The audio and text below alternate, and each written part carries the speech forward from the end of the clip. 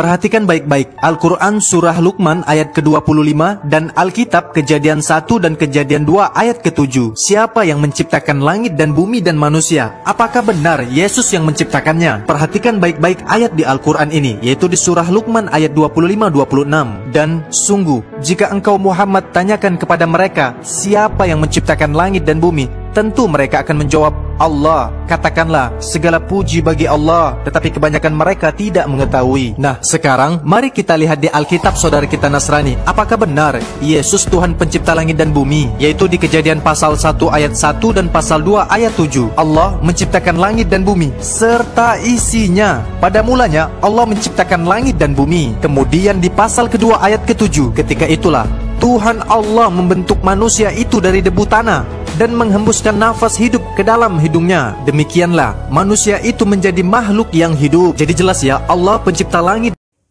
Oke, baik teman-teman, kita sudah mendengarkan sebuah video dari akun yang bernama ini Munir ya. Dia membahas tentang penciptaan, lalu melemparkan satu pertanyaan di mana di dalam Bible Yesus mencipta.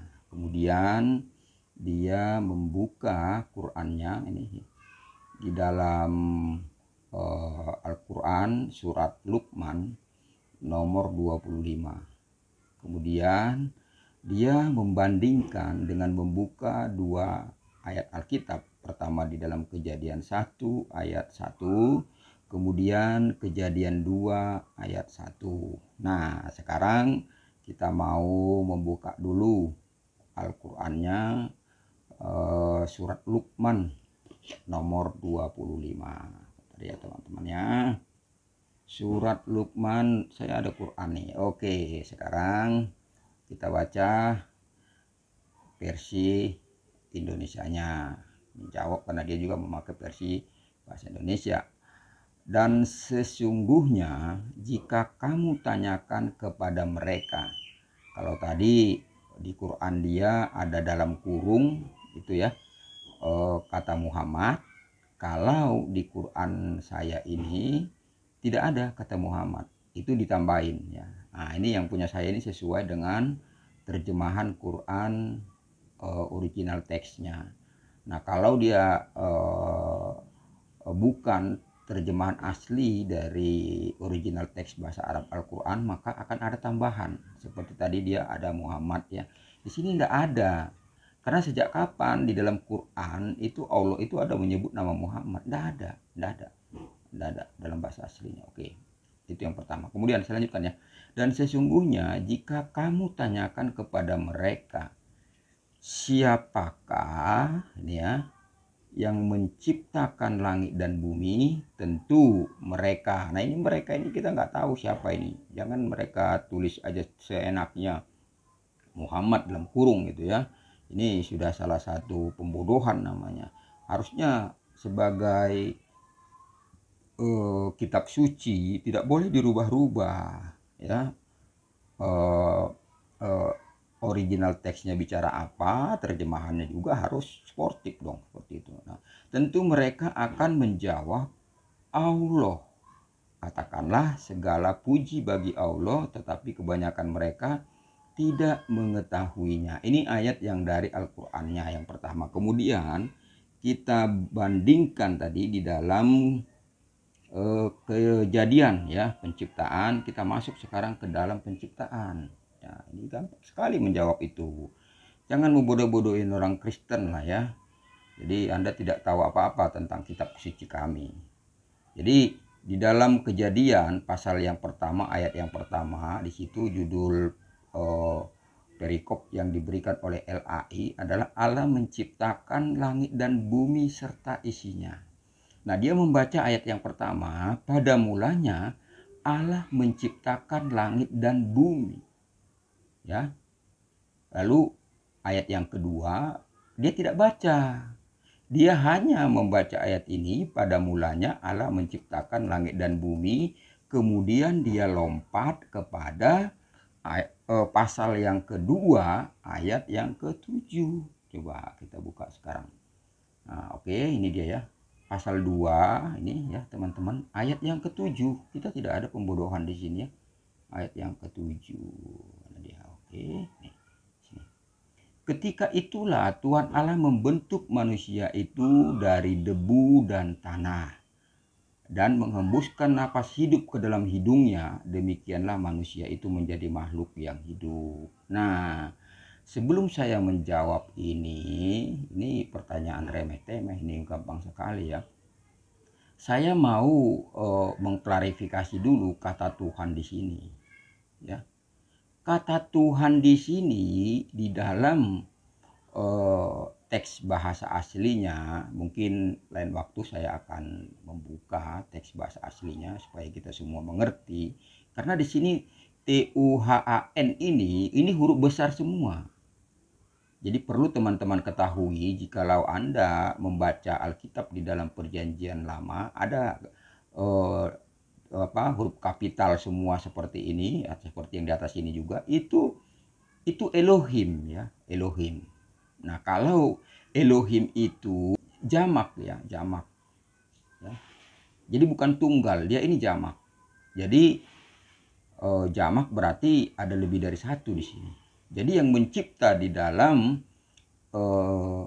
penciptaan ini itu sebetulnya kalau kita telaah di dalam bahasa aslinya itu Tritunggal. Sudah ada kata Tritunggal di situ. Ini yang pertama. Dan tadi Munir tidak membahas itu karena dia tidak mengerti. Oke, sekarang kita masuk kepada pembahasan ke topik utamanya. Dan pertanyaan dia, di mana di dalam Alkitab atau di dalam Bible itu dikatakan Yesus mencipta? Nah, dia kan membaca di Kejadian 1 ayat 1 saja. Sekarang kita lanjut. Sebetulnya jawabannya ada di dalam ayat yang ketiga. Kita baca ayat kedua dulu ya. Bumi belum berbentuk dan kosong. Gelap gulita menutupi samudra raya, dan Roh Allah melayang-layang di atas permukaan air. Ya, kemudian ayat yang ketiga. Saya naikkan sedikit. Berfirmanlah Allah, jadilah terang, lalu terang itu jadi. Perhatikan ya.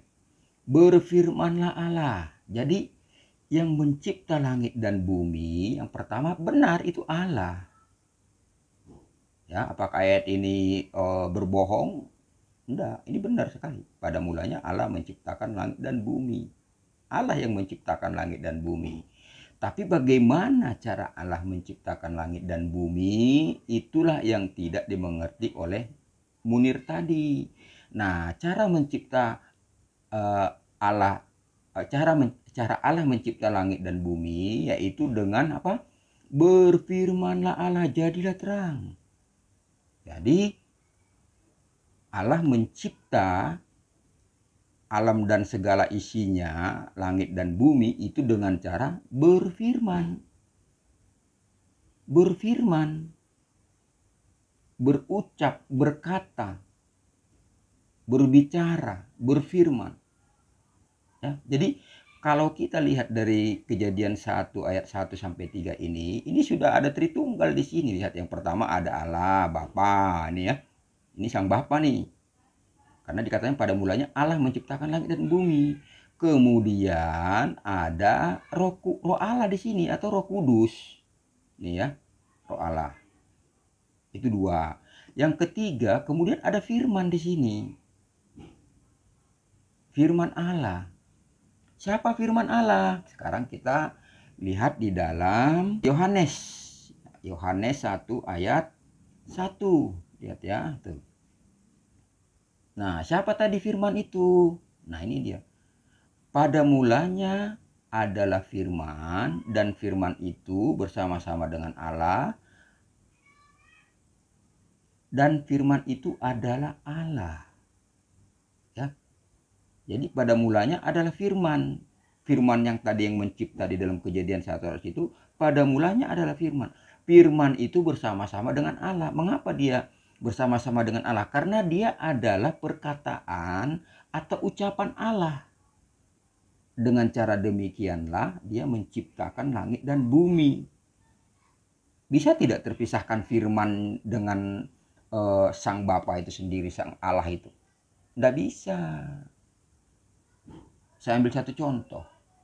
Bisa tidak kita berpisah dengan roh kita? Tidak bisa, pasti mati. Bisa tidak kita berpisah dengan firman kita, perkataan kita? Tidak bisa. Kalau kita berpisah dengan firman kita atau perkataan kita, berarti kita sama dengan bisu, tidak bisa berbicara. Ya, oke, sekarang kita lanjut. Kemudian ayat yang kedua, ia pada mulanya bersama-sama dengan Allah. Ya, sang firman itu. Tadi sudah saya jelaskan sedikit. Kemudian ayat yang ketiga, segala sesuatu dijadikan oleh Dia. Siapa Dia? Konteksnya di sini berbicara tentang siapa? Firman. Firman itu siapa? Firman itu adalah Allah, hakikatnya Allah. Ya. Jadi karena Allah yang berfirman, maka firman-Nya hakikatnya adalah Allah. Jikalau manusia yang berfirman, maka firman manusia atau perkataan manusia itu hakikatnya adalah manusia. Simpel sekali. Ya. Oke, kita lanjut. Pada ayat yang ketiga, segala sesuatu dijadikan oleh Dia, dan tanpa Dia tidak ada sesuatu pun yang telah jadi dari segala yang telah dijadikan. Mengapa demikian? Ya karena Allah menciptakan melalui firman-Nya. Melalui firman-Nya. Jelas ya. Dikatakan di dalam Kejadian 1 ayat 1 tadi, berfirmanlah Allah. Makanya dikatakan segala sesuatu dijadikan oleh Dia, sang firman, dan tanpa Dia, sang firman, tidak ada sesuatu pun yang telah jadi dari segala sesuatu yang telah jadi. Sekarang pertanyaannya, siapakah firman ini? Kita masuk lagi ke dalam ayat yang ke-14 sekarang ya. Kita lihat ya. Oke, sebentar saya kasih ini dulu ya supaya gampang bacanya ya. Firman itu telah menjadi manusia. Siapa firman itu?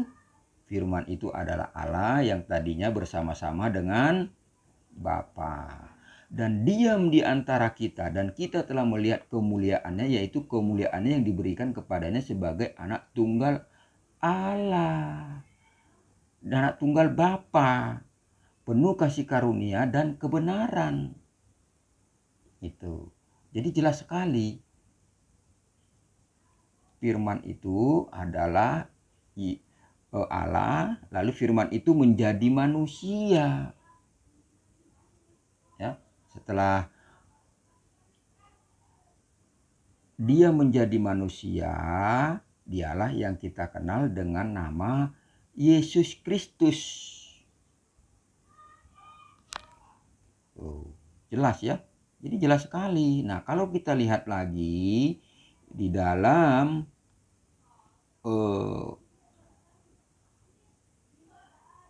Kolose, sebentar. Kolose pasal yang pertama. Nah, ini. Bentar ya, lagi loading dulu. Mana dia?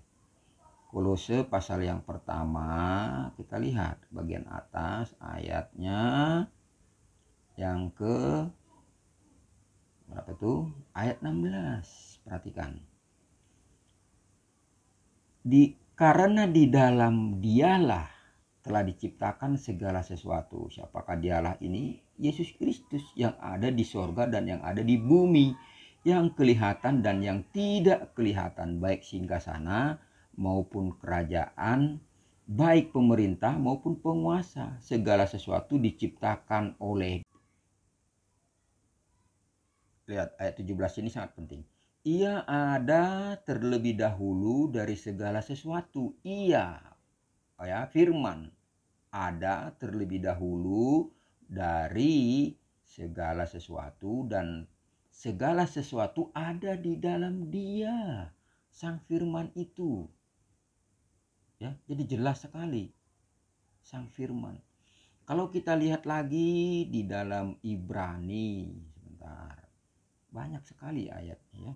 Ibrani pasal yang pertama, kita lihat apa dikatakan di situ. Iya. Nah, ini ayat 1.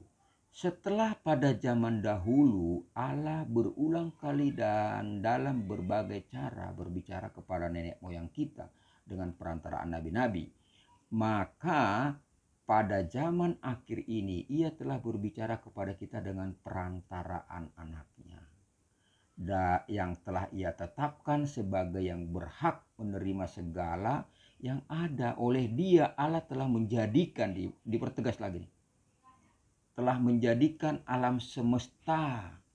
Ia adalah cahaya kemuliaan Allah dan gambar wujud Allah yang menopang segala sesuatu yang ada dengan firman-Nya yang penuh kekuasaan. Dan setelah ia selesai mengadakan penyucian dosa, maksudnya setelah Yesus menyelesaikan misinya, tugasnya yang diberikan Bapa, oleh karena itu dia diutus ke bumi untuk mati di atas kayu salib. Yesus telah selesai, sang firman itu mengadakan penyucian dosa.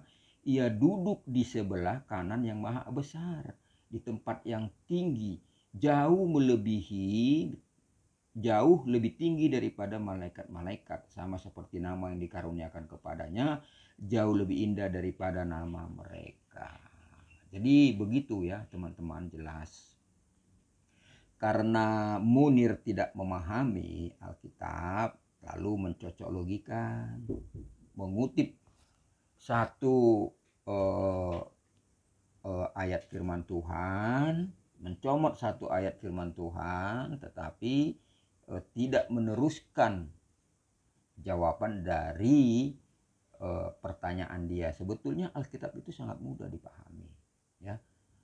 Kita kalau ada satu pertanyaan di ayat berapa, kemudian kita melihat jawabannya di ayat sebelum atau sesudahnya. Demikian sederhananya. Tapi ya itulah ya, mereka orang Islam ini tidak paham cara memahami Alkitab kita, karena jelas mereka hanya mencari-cari kesalahan, mencari-cari pembenaran untuk mendukung ayat-ayat yang ada di Al-Quran mereka. Oke teman-teman, demikian jawaban untuk pertanyaan dari akun yang bernama Mudir ini. Terima kasih.